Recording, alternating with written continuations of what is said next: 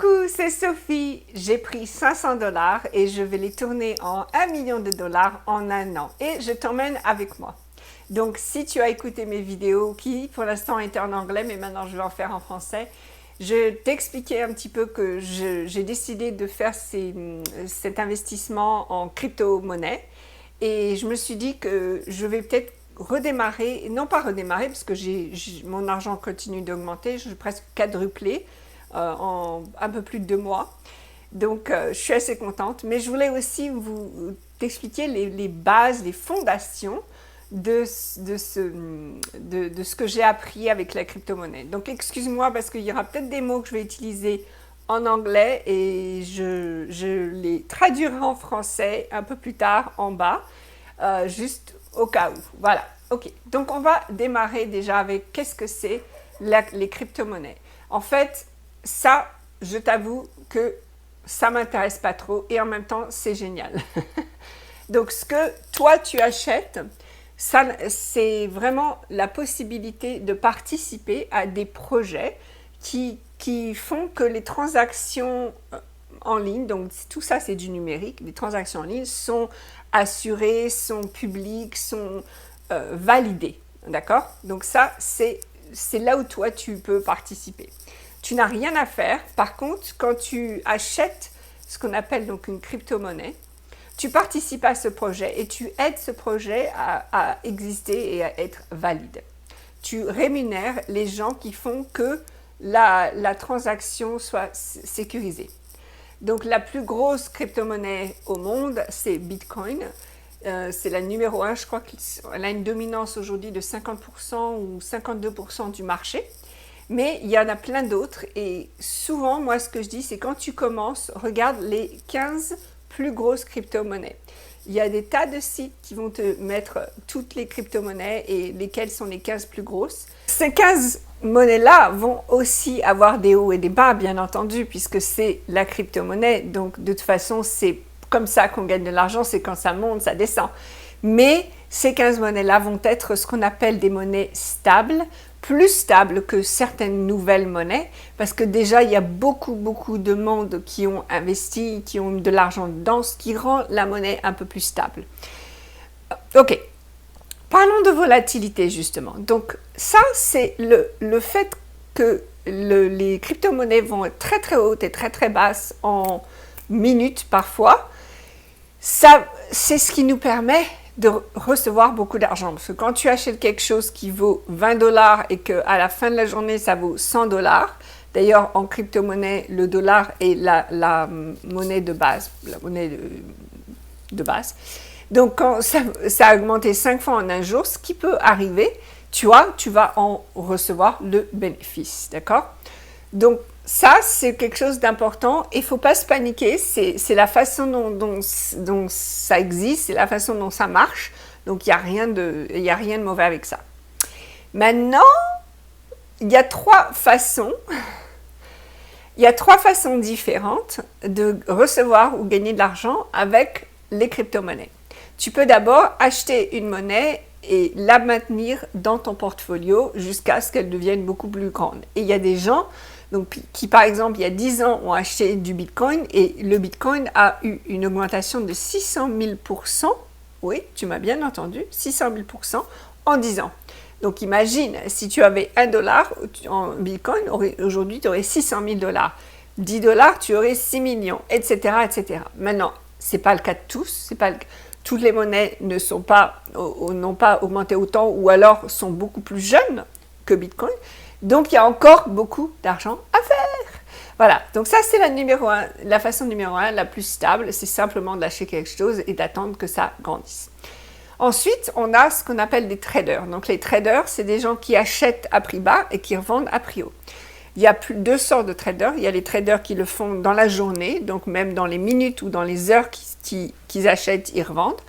Ou alors, il y a des traders qui simplement attendent que ça remonte d'un certain niveau et qui vont vendre quand ça atteint ce niveau. Donc, ça peut être une journée, ça peut être une semaine, peut-être un mois, 6 mois, etc. Donc, il y a plusieurs façons.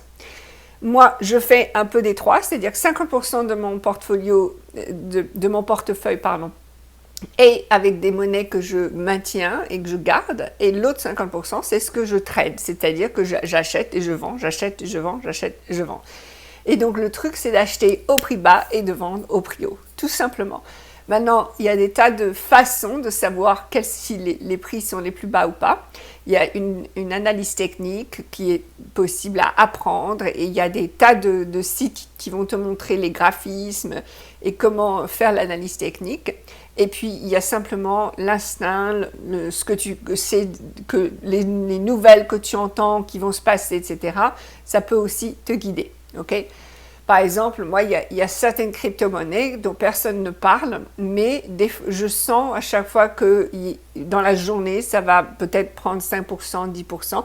Donc, je l'achète le matin et je le vends le soir et j'ai gagné mes 5-10% et c'est super. C'est ça, pour moi, personnellement, Sophie, je ne cherche pas à faire des gains énormes, rapides. Par contre, je cherche à faire des gains tous les jours avec un petit peu tous les jours parce que ça grandit. En effet, donc en un peu plus de 2 mois, j'ai presque quadruplé mon investissement initial. Donc, ce qui est beaucoup plus grand que n'importe quel investissement traditionnel. Voilà. Ok. Donc, on a parlé de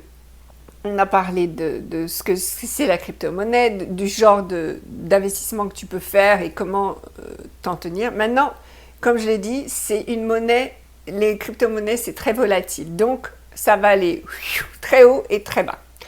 Et ça peut le faire très rapidement. Parce que si quelqu'un, mettons, a 1 million de bitcoin et décide de le vendre aujourd'hui, bah, tu vas voir tout le marché va s'écrouler. Mais c'est pas grave. Tu peux quand même continuer de faire de l'argent même quand le marché s'écroule. Il y a une façon d'augmenter les profits dans la crypto-monnaie et ça c'est ce que je ne sais pas encore dire en français donc tu m'excuseras. Mais cette façon d'augmenter les profits c'est ce qu'on appelle le leverage. Donc leverage c'est simplement l'idée que tu vas emprunter de l'argent. Donc c'est pas une banque mais l'organisation avec laquelle tu travailles pour faire tes échanges. Tu vas emprunter de l'argent, ce qui veut dire que tu vas pouvoir recevoir plus d'argent, mais tu vas aussi leur devoir plus. Et le risque, et si par exemple tu penses que ça va augmenter, mais ça baisse, il va falloir que tu leur donnes ton argent à toi, donc ce qui te reste, qui est en dehors de ce que tu es en train de faire, pour pouvoir rembourser. Il faut que tu rembourses. Donc tu vas perdre plus, tu as une chance de perdre plus. Ce qui veut dire que quand on commence, comme moi, finalement je suis une débutante, ça fait pas tout à fait 3 mois que je le fais. C'est pas quelque chose que je vais faire tout de suite. C'est-à-dire que je vais vraiment apprendre à vraiment bien faire les choses avant d'utiliser le leverage. Est-ce que je vais utiliser un jour? Peut-être, c'est possible. Mais c'est pas forcément quelque chose que je vais chercher à faire. Donc quand le marché s'écroule, c'est là où souvent les gens qui ont emprunté de l'argent doivent tout rembourser tout de suite parce que le marché s'est trop écroulé et ne s'attendait pas. Donc le risque est là. Maintenant, le risque est là, mais ce n'est pas forcément un grand risque, c'est-à-dire que il y a des outils que tu peux utiliser pour savoir et pour prédire un petit peu, tout en sachant que le marché change tous les jours, donc c'est une partie prédiction, une partie recherche de savoir ce qui se passe ou pas. Et bien entendu, tu vas entendre les gens dire c'est manipulé, etc. Mais alors, ok, donc c'est manipulé, ça ne veut pas dire que toi tu ne peux pas bénéficier de la manipulation. Maintenant, j'ai oublié de dire à propos de blockchain et des crypto-monnaies. Donc blockchain, c'est le système sur lequel les crypto-monnaies sont. C'est quelque chose de très important. On sait tous que maintenant, tout va passer au numérique, que ce soit l'argent, la médecine, enfin tout va devenir digital, on est d'accord. Par exemple, si tu regardes les publicités avant c'était courrier, bout à bouche, peut-être pas bout à bouche, mais de bouche à oreille, merci, bouche à oreille. Donc, quand on est passé de ça à tout numérique. Maintenant, si tu vois une pub, ça va être sur Facebook, ça va être quand tu fais tes recherches Google, etc. Ok. Donc, tout va passer par là. C'est-à-dire qu'on va tous passer maintenant au numérique. Et je sais que pour l'instant, on a encore des choses qui se passent en personne, mais ça va être de moins en moins. Et ça va être de plus en plus numérique, ça va être de plus en plus digital. Donc, le blockchain vérifie tout ce qui se passe en ligne. Il s'assure, je dis il, mais ça peut être elle, hein, elle s'assure que les choses se fassent de façon correcte ou qu'elles sont en fait validées. Donc, le blockchain a la possibilité de changer le monde. Ça a la possibilité de rendre le monde plus équitable puisqu'il n'y a plus de... On s'en fiche d'où tu viens, qui tu es, quel âge tu as, homme, femme ou pas. Il n'y a aucun de ces facteurs ne rentre en cours. Donc il y a déjà ça. Le fait est que tu vas vraiment pouvoir créer des choses que tu ne pouvais pas créer avant avec des gens que tu n'aurais jamais pu rencontrer simplement parce que tu es dans le monde de la crypto-monnaie. Bref, il y a des possibilités énormes. Donc si ça t'intéresse aussi de transformer le monde, tu vas voir que investir dans les crypto-monnaies, non seulement ça remplit ton portefeuille, mais ça peut aussi remplir ton cœur.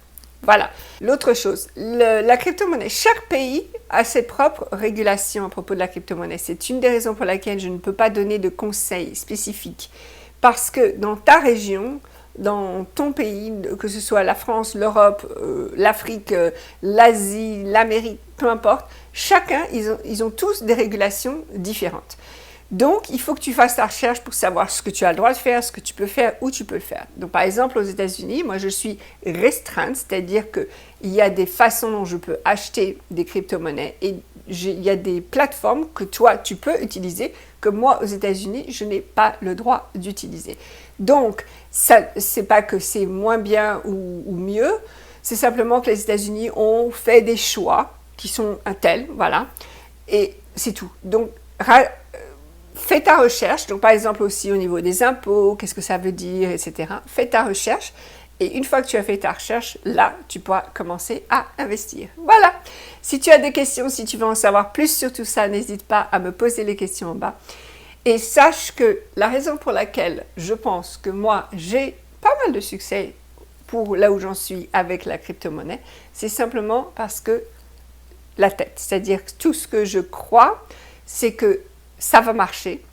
Et tout ce que j'ai à faire, c'est ne pas paniquer, surtout ne pas paniquer et attendre. Sois patiente, patience, patience, patience. Ah, et aussi, reste consciente. Si tu restes consciente de tout ce qui se passe dans le domaine, tu verras que ça devient bien plus facile. Voilà, à bientôt et n'hésite pas à me poser des questions. Ciao!